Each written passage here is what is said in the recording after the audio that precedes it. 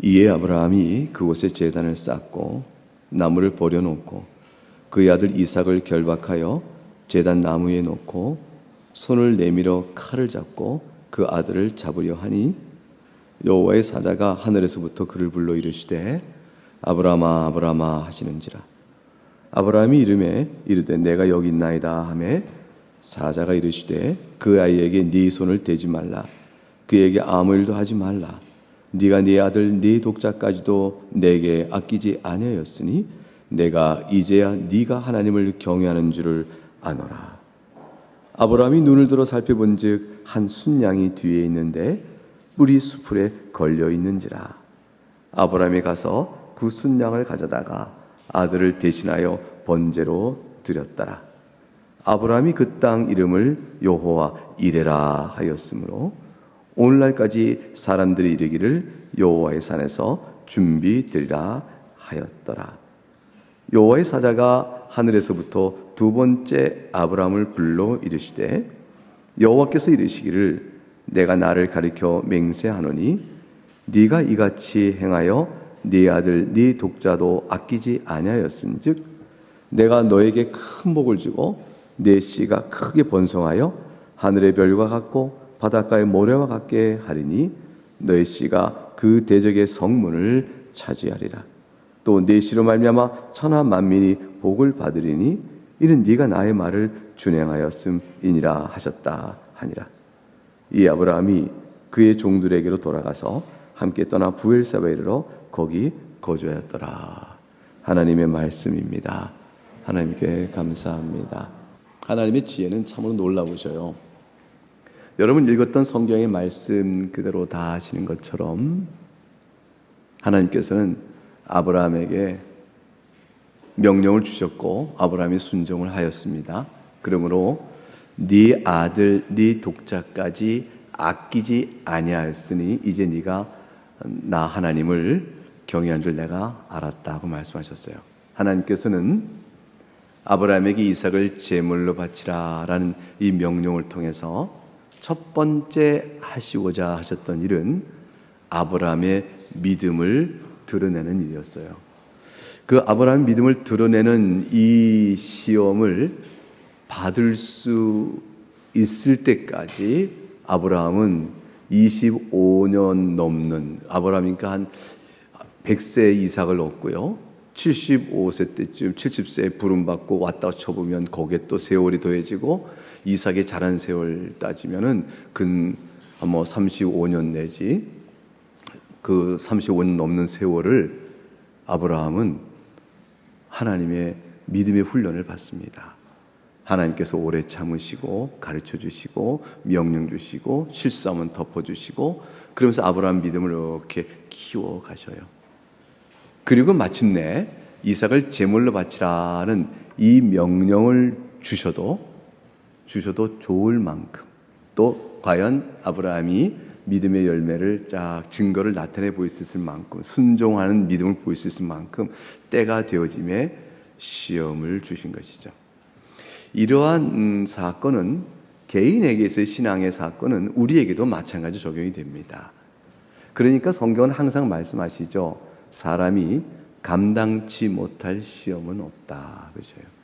하나님께서 우리 가운데 어떠한 유혹 또는 시련 또는 공고와 아픔, 생활에 등등 여러 가지 일들을 주셔요.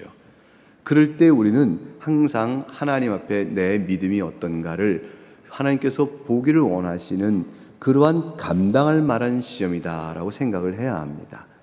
그리고 나서 하나님, 이것은 제가 감당할 만한 것이온데 이걸 감당치 못한다면 저의 죄성 때문입니다. 하나님, 그러니 감당할 힘을 주셔요. 성령께 도우시면 넉넉히 감당할 수 있겠습니다 라고 말함으로 힘을 얻어가 나가는 일이 필요한 것이죠. 하나님 지혜 주셔요. 그러면 할 수 있겠습니다. 이거는요, 하나님께 지혜 주지 않으시니까 감당할 만한 힘을 안 주시니까 제가 시험을 넘어진 거죠, 우리가 감당치 못한 거죠 라고 핑계 댈 수 있다는 논리가 아니에요. 왜냐하면 감당할 수 있어요. 있는데 자신의 자연적 힘이 아니라 은혜 가운데 이거를 해내야 되는 싸움이 있는 거잖아요. 그러니까 육체의 소욕과 영의 소욕 가운데서 내가 이미 받은 믿음으로 성령을 따라 살만한 충분한 훈련과 인도하심이 있어 하나님께서 나에게 믿음을 나타내 보이라고 시험하신 거예요. 하나님은 넘어지게끔 죄지게끔 시험하시는 법은 없으세요. 야고보서의 말씀이 있잖아요. 하나님께서는 누구에게 죄를 짓게 하신 분이 아니란 말이에요. 그러니까 성령을 따라 열매를 드러내야 될 기회와 그것을 주신 기회 속에 스스로 육체의 소욕으로 넘어져서는 안 되기에 감당할 만한 힘이 있는 자지만 하나님의 도우심을 더 구하며 나가는 거죠. 그렇게 나가야 되는 것이죠.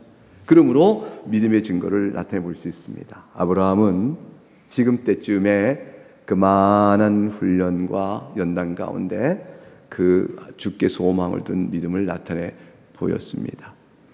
개인적으로 보면 아브라함은 이삭을 죽은 자 가운데서 받은 거다. 불가능한 데서 받았다 하는 것을 알잖아요. 그 모든 것은 하나님께서 정하신 때에 그의 지혜를 따라 능력으로 주시는구나.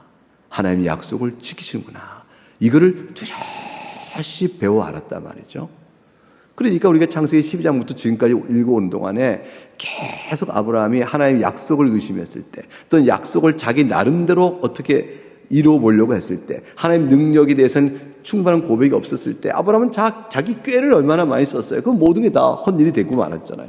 아브라함은 계속 그걸 통해서 배운 것이죠. 그래서 이삭을 제물로 바치라는 이 어마어마하고 놀라운 명령, 이 명령을 순종하기 필요한 것들을 갖추게 됐어요. 하나님 약속을 지키는 분이야. 하나님 능력이 있으셔. 하나님 많은 뜻이 있으셔. 이 모든 것들을 다 배웠으므로 그 믿음을 가지고 이삭을 제물로 바치기에 필요한 요건들이 갖춰졌죠. 믿음의 역사가 되어진 거죠. 여러분은 지금까지 신앙생활 동안에 하나님 앞에서 어떤 믿음을 배우셨어요? 여러분도 하나님의 선하심을 배우셨어요? 하나님의 능력을 배우셨나요? 하나님의 지혜로움을 배우셨나요? 여러분 하나님의 신실하심을 배우셨나요? 하나님은 여러분과 관계 속에서 하나님 여러분의 믿음을 위하여 무엇을 가르쳐 주셨어요? 하나님 지금까지 인도하시고 가르쳐 주셨거든요. 그걸 가만히 생각해 보세요. 여러분이 그 새겨진 하나님에 대한 고백에 그게 있으면 여러분 앞으로 겪을 일이 있어도 하나님 날 사랑하셔. 하나님 나보다 지혜로우셔. 그럼 하나님 신실할 분 말고 나 하나님을 믿사오니 나갈 만한 힘과 이유들을 찾아낼 수 있을 거란 말이죠. 그걸 통해서 여러분의 삶에 부딪히는 시험, 환난, 곤고 그 어떤 것도 슬픔 이겨나갈 수가 있는 것입니다. 그 아니면 막연하게 믿음으로 믿사오니 하나님 도와주셔서 이게 아니에요. 막연하게 하나님을 믿습니다. 이렇게 해서 시험을 이겨가는 것이 아니고 나를 지금까지 어떻게 인도해 오셨나. 그 관계 안에서 하나님 대하여 믿어왔던 하나님에 대한 여러분의 고백들이 무기가 되어져서 그래서 환난과 공고와 슬픔과 아픔과 괴로움도 이길 수 있는 것이죠. 아브라함은 감당해낸 겁니다. 근데 문제는 여호와 이레 하나님께서 미리 친히 예비하신 순양을 가지고 있으면서도 하나님께서 왜 이런 명령을 주셨는가 하라는 것이에요.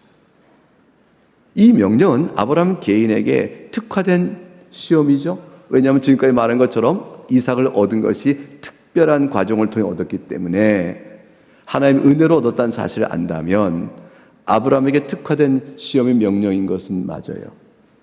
그런데 아브라함 개인을 넘어서는 구원사적인 의미가 또 있는 것이죠. 하나님께서는 이 사건을 통해 아브라함이라는 개인만을 보시지 아니하시고 믿음의 조상인 아브라함을 따라 함께 구원의 일을 예수를 믿는 우리 모든 사람들이 볼 수 있도록 아브라함에게 이 사건을 사용하십니다.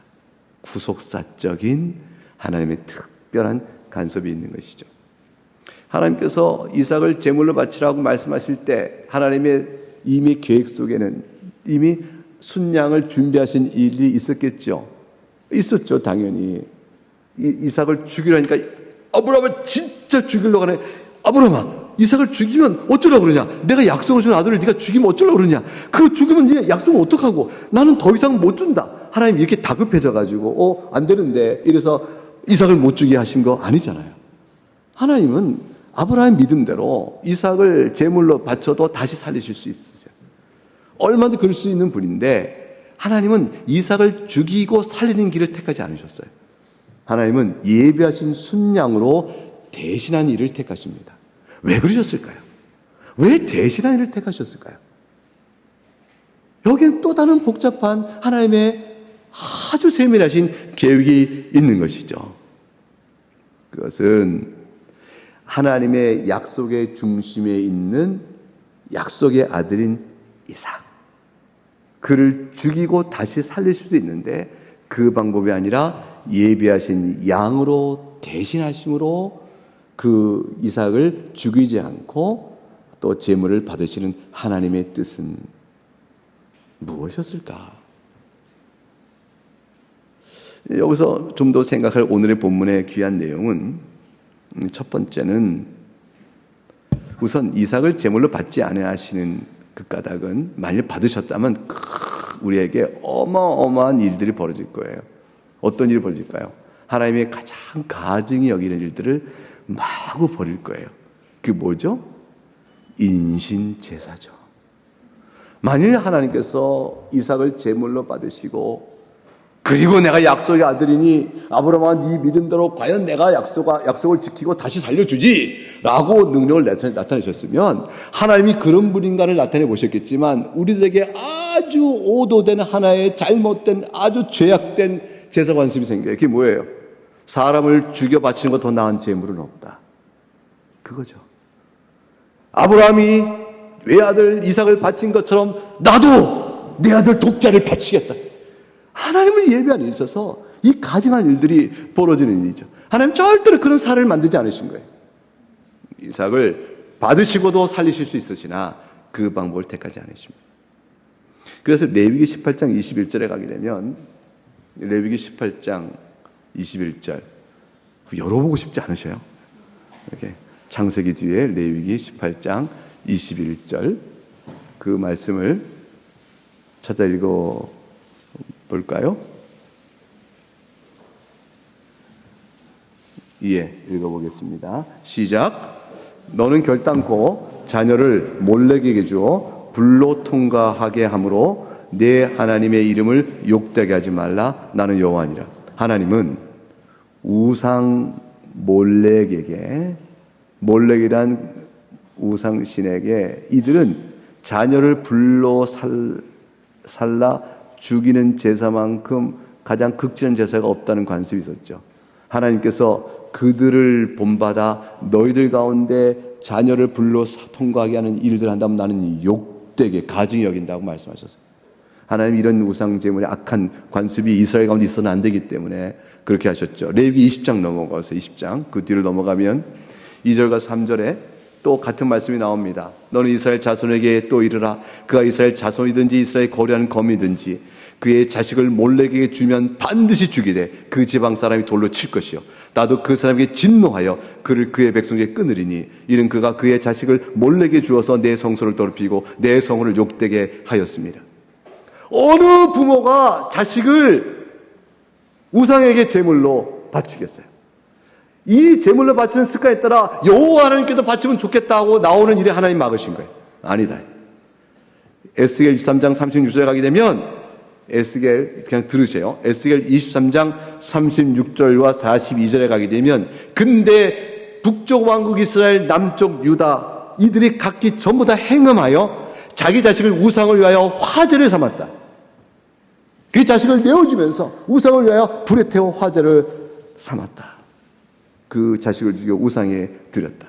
주님께서는 너희가 어찌 우상을 섬기느냐 라는 것에 죄를 물을 뿐더러 제사를 드리는 방식에 있어서 자기 자녀를 살라 죽이는 그 악행을 하나님께서 매우 진노하신 것입니다.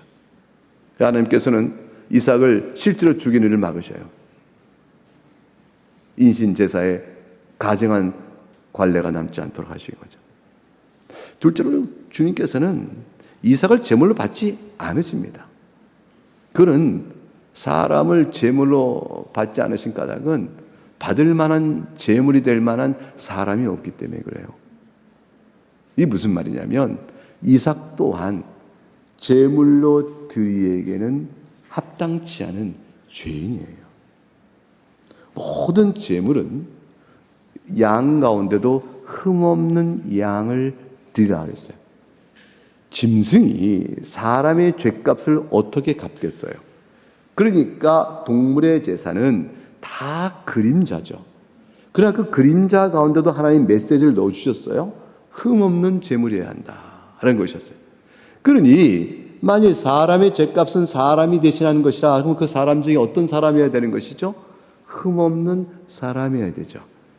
그런데 일개 개인이 자기가 흠없으면 자기는 살지언정 다른 사람의 죄를 어떻게 용서할 수 있고 그 다른 사람의 죄책과 형벌을 명확히 해둘 수 있겠어요? 여기에 사람이되 하나님이셔야 되는 놀라운 구속사적 신비가 들어있죠. 하나님께서는 이런 모든 것들을 생각하시면서 이삭을 제물로 받지 않으시는 거예요. 이삭은 자기 또한 자기 죄를 위하여 죽으실 구속주여 중보자를 필요로 하는 죄인에 불과하기 때문에 이삭은 제물로도 합당하지 않습니다. 사람이 본래 마음에서 모든 더러운 것이 나옵니다. 입에서 나오는 것이 마음에서 나오나니 이것들이 사람을 더럽게 한다. 그러니 겉에서부터 바깥에서 나를 오염시킨 것이 아니고 썩어진 내 안에서 내가 더러운 자임을 드러내는 것이에요. 그러니까 사람은요, 나면서부터 오염된 자들이에요. 심령이 나면서부터 죄성을 갖고 있어요. 그걸 바로 원죄라고 합니다. 마음의 부패성을 가지고 그 부패성이 싹이 나고 열매 맺고 자라 열매를 맺는 것이죠. 그래서 그 싹이 나면서부터 우리는 아이에게 보잖아요. 어머 이 녀석 봐라. 고집을 피네. 이 녀석 봐 때를 쓰네. 이 녀석이 땡깡을 자기 뜻대로 안 준다고 난리를 쳐. 아이의 욕구가 정도를 지나치는 걸 보면서 고집을 보고 죄를 봅니다. 이제 죄의 싹이 트고 죄의 씨가 싹이 트고 자라나면서 점점 죄인된 모습을 보이는 거죠. 부모의 마음은 슬퍼요. 자녀를 보면 슬픕니다. 이 아이가 죄인이구나. 다 같은 죄인이구나. 다 한 가지만 살 길인데 예수님을 알아야만 살 텐데 이 아이에게 복음과 생명을 알려줘야지. 육신으로 내가 나왔지만 이 아이가 죽으면 어쩔고 예수를 알려줘야지. 부모의 간절한 소망이 생기는 거예요. 그래서 어려서부터 성경 이야기를 들려주길 좋아하고 하나님 사랑과 그 십자가를 들려주길 좋아하는 부모의 마음이 있어서 아이를 양육함에 삼가 근신합니다. 내 성질인 머리대로 아이를 가르치지 않는 거죠. 화가 난다고 화를 다 내뿜지 않아요. 매질한다고 매를 확 자기 성질도 매질하지 않습니다. 부모의 근신이 필요한 게 되죠. 왜냐하면 아이에게 뭘 가르쳐야 되니까? 하나님의 용서와 죄인됨을 알려야 되니까. 그래서 부모됨의 도리가 달라지게 되고 바뀌게 되죠. 복음적 페어런팅, 복음에 기초한 부모의 아이 양육의 생활들을 하게 되어지는 것이죠. 이거는 굉장히 지식과 성숙함이 필요하니까 우리는 다 실패합니다. 사실은 그거를 다 실패해요. 뒤늦게 후회로 알게 되어져요. 그러나 하나님께서는 불쌍히 여기셔서 신자의 부모는 실패하나 신자의 자녀를 믿음과 내 양육하시는 하나님의 신실하심은 실패하지 않습니다. 하나님이 그를 끝까지 들어주세요. 이삭은 아브라함의 믿음 가운데 큰 자녀였지만 그러나 제물이 되기에는 그도 죄인이었습니다.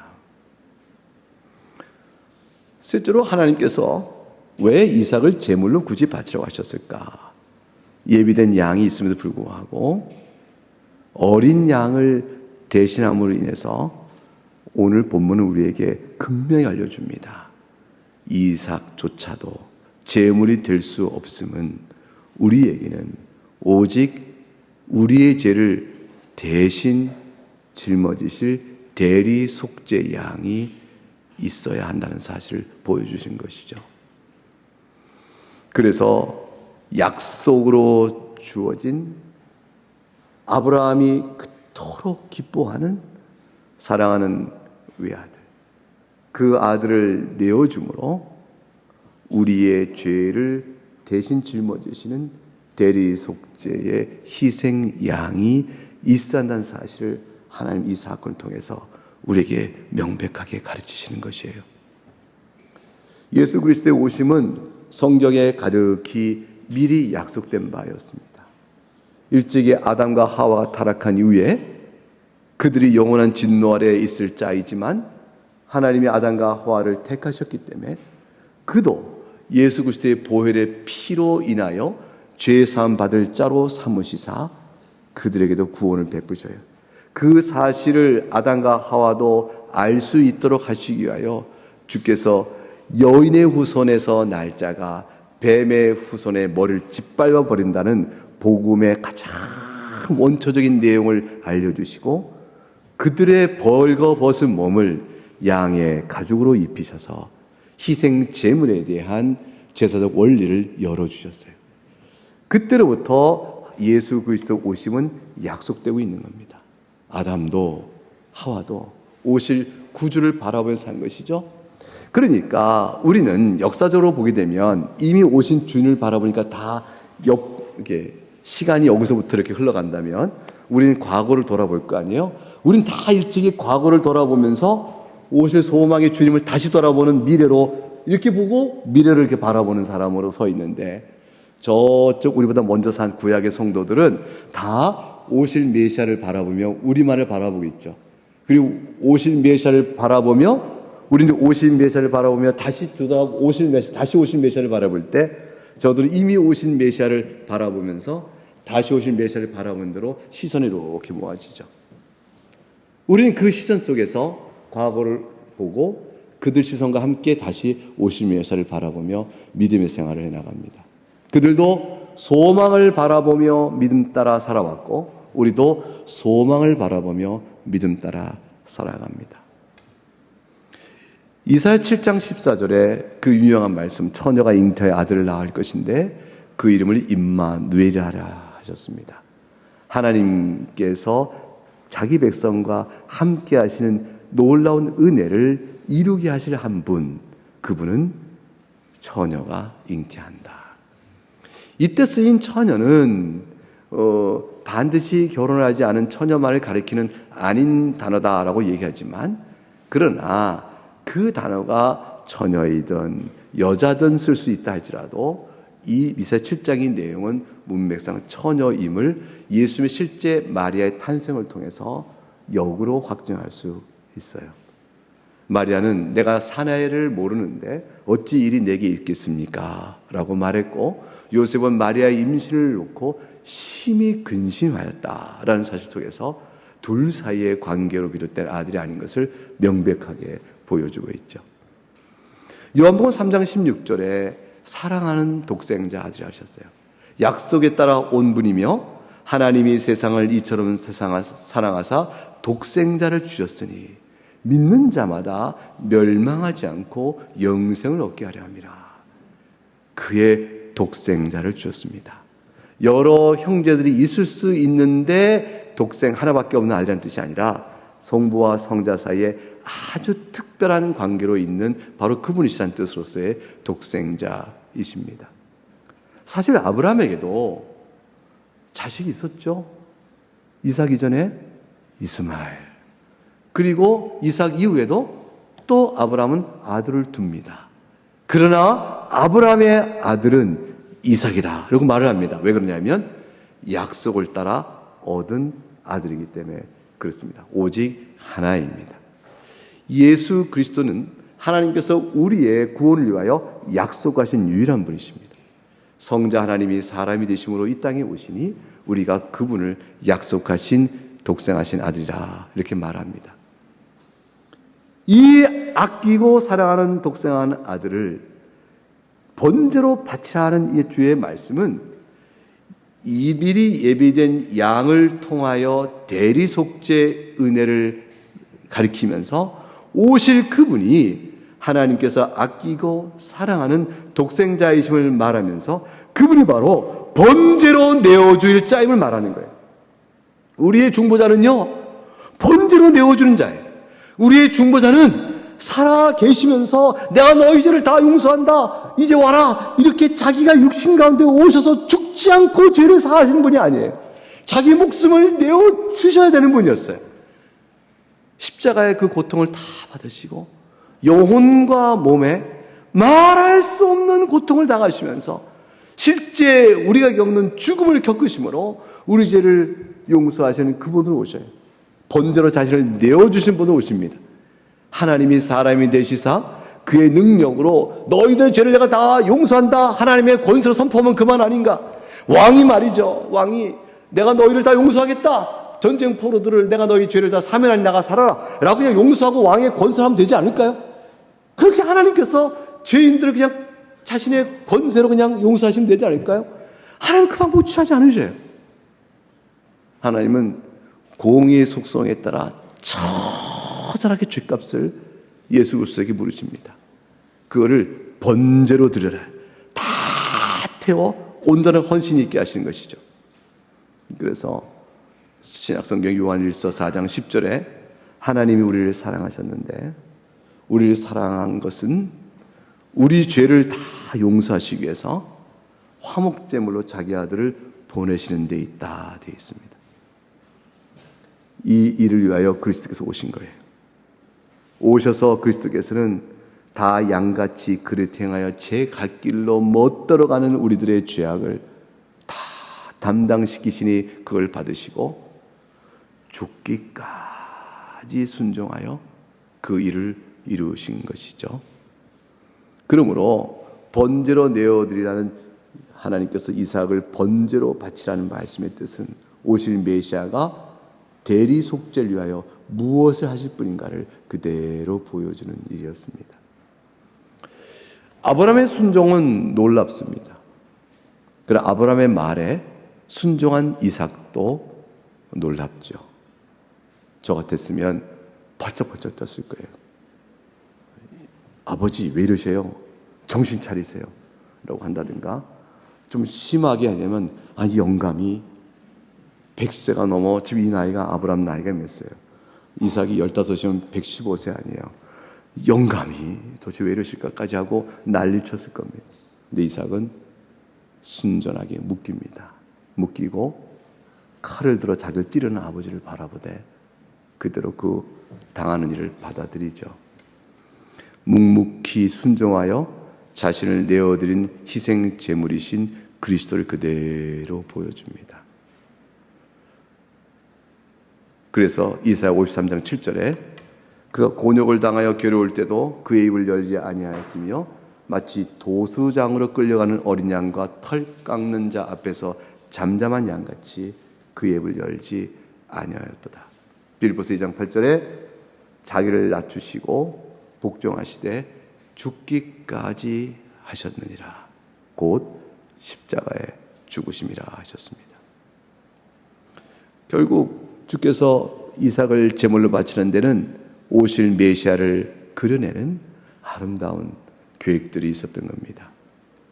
여러분, 또 흥미로운 사실은 아브라함에게 명하여 이삭을 제물로 바치라고 한 산 이름이 뭐죠?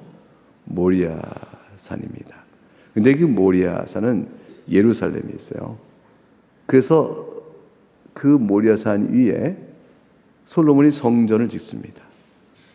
근데 이 성전은, 참 성전은 누구시죠? 예수 그리스도시잖아요. 그 예수님이 십자가에 죽으신 골고다 언덕은 바로 거기서 300m 얼마 떨어지지 않은 곳에서 실제로 십자가에 달려 죽으세요. 이게 장소적으로 보면 한 곳에 이렇게 모아지죠. 이삭을 제물로 바치라는 그곳이, 그리스도의 오심을 나타내 보이는 이삭의 제물에 바치라는 사건은 실로 참된 성전이신 그 솔로몬 성전이 있는 곳과 같고, 예수님은 바로 그곳에서 죽으셨다라는 장소적 일치감을 우리에게 또 줍니다. 그러므로 이 이삭을 제물로 바치라는 이 말씀의 교훈은 실로 우리가 그리스도를 읽지 않고는, 그리스도의 사랑에 엎드리지 않고는 읽을 수가 없는 말씀이죠. 사랑하는 여러분, 이 말씀을 읽고 우리 마음은 어떤가요? 우리 마음은 그 용서를 받은 우리 죄를 위하여 결국 이삭을 죽여야 했던 하나님을 생각해야 돼요. 아브라함이 이삭을 죽이는 일이 얼마나 힘들었을까? 순종한 그 능력과 훈련을 시킨 하나님의 믿음의 연단을 보면서 우리가 말했지만, 아브라함 마음에 그 하나님의 능력과 약속에 대한 걸 믿는 그 믿음 때문에 이삭을 쉽게 죽였을까요? 이삭아, 하나님 널 죽이라 하신다. 이리 와라. 괜찮아. 다시 살 거야. 뭐 너 죽여도 하나님은 약속의 장에서 살려주실 거고, 나 하나도 걱정 안 한다. 이삭아, 너도 괜찮아. 이리 와. 죽는다. 이렇게 했을까요? 어느 누구가 그래요. 하나님의 능력과 약속을 믿지만, 그러나 사랑하는 아들을 피 흘려 찢어야 하는 그러한 일을 감행하는 이 애비의 마음에 얼마나 괴로움이 있었을까요?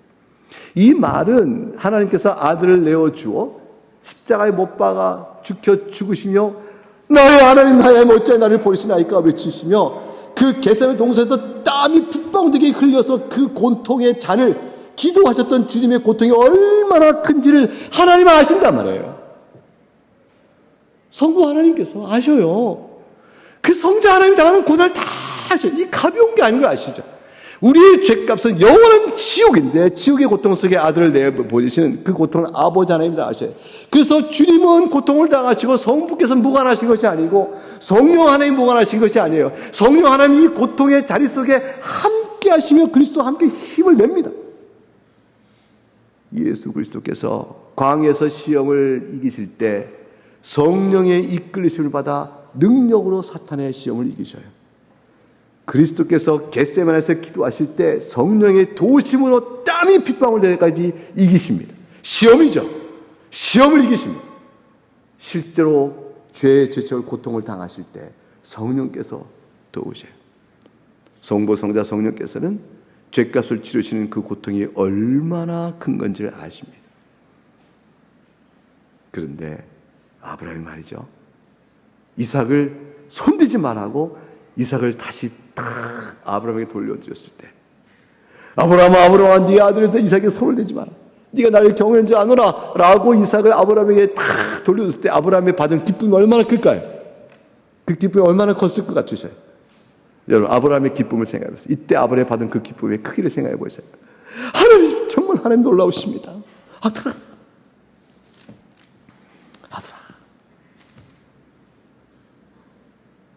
사랑하는 여러분, 하나님께서 우리의 믿음으로 주 앞에 나올 때 우리에게 부활의 영광을 주셔요.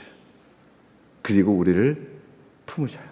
예수님께서는 우리가 주 앞에서 회개하고 나와 주께 대리속죄하신 그 은혜를 입어 우리가 하나님의 영을 입고 주의 모든 아버지의 말씀에 죽기까지 순종하신 그 의를 내 것 삼아 믿음으로 주 앞에 나올 때, 회개하고 주 앞에 나올 때 주님 우리를 영접하시면서 아들아 하시는 거예요. 아브라함이 느낀 그 기쁨을 죽은 자, 허물과 죄로 죽은 우리들이 그것을 믿음으로 다시 살아날 때 우리를 위하여 죽으신 주님이 우리를 아버지로 안아주시면서 그렇게 기뻐하셔요. 너무 기뻐하셔요. 하나님께서는 여러분을 기뻐하십니다. 누구 때문에 여러분을 기뻐하셔요? 우리 주 예수 그리스도 때문에. 세상에 한 주간 살아온 여러분의 삶의 마음과 행동과 살아온 생활을 한번 돌이켜보세요. 하나님 저 예쁘죠? 할 만한 것도 있었을 것이고, 하나님 그건 모른 채 해주세요? 그것도 있을 것이고, 하나님 죄송해요, 고개 숙인 것도 있을 거예요. 그 모든 일도 있을 텐데 하나님 우리를 예뻐하셔요.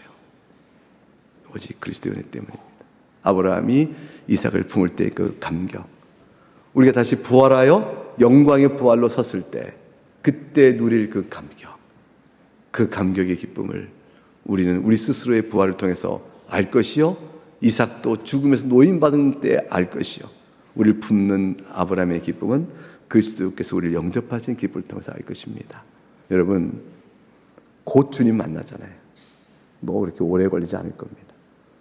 그 하늘의 낙원에서 몸은 이곳에 썩어지나 영혼은 주께서 받으시며 희락 가운데 우리를 부르시고 그 주님이 입으신 영광스러운 몸의 부활을 우리에게 다시 약속 중에 보이시고 재림의 때에 그 몸을 주십니다.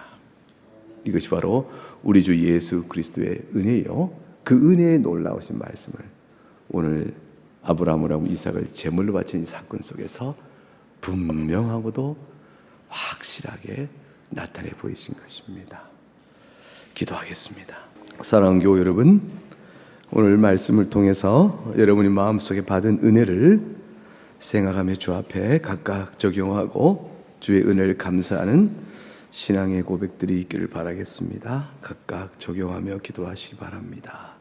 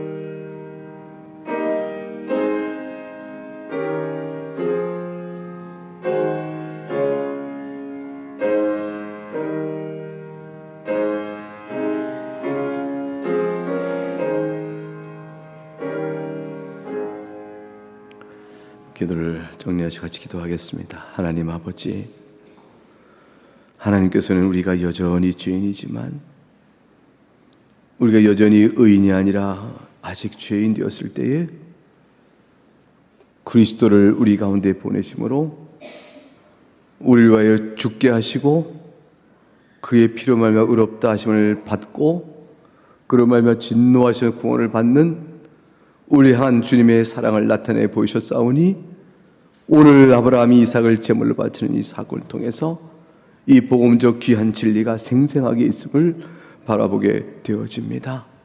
하나님 아버지, 사도 바울은 일찍이 이 놀라운 사실을 그의 로마서에 적으면서 이제 그리스도께서 주님으로 말미암아 우리가 하나님과 화목하게 할 수 있도록 하셨사오니 우리가 하나님 안에서 또한 즐거워하느니라 말하며 기뻐한다고 말했던 이 놀라운 증언을 생각합니다.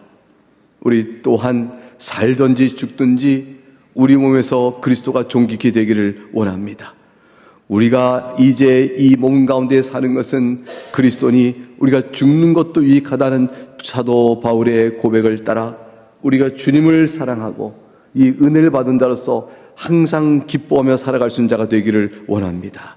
이 놀라운 은혜는 세상 그 어떤 것보다 귀하며 영광스러운 것이라 이 기쁨 안에서 우리 인생을 어떠한 환난과 슬픔과 고난도 이겨가며 살아가는 우리 교우들 될 수 있도록 도와주시옵소서. 이때 이후로 아브라함 인생 속에 그에게 주어지는 소망과 위로와 기쁨 무엇이었겠습니까?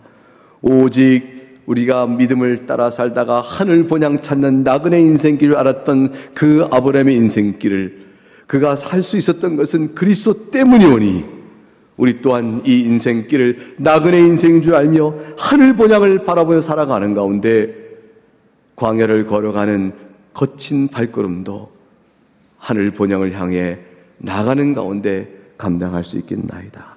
사랑하는 교우들을 붙들어 주셔서 다시 다가올 한 주의 삶도 하나님 강건케 하여 주시옵소서. 예수 그리스도 이름으로 기도하옵나이다. 아멘.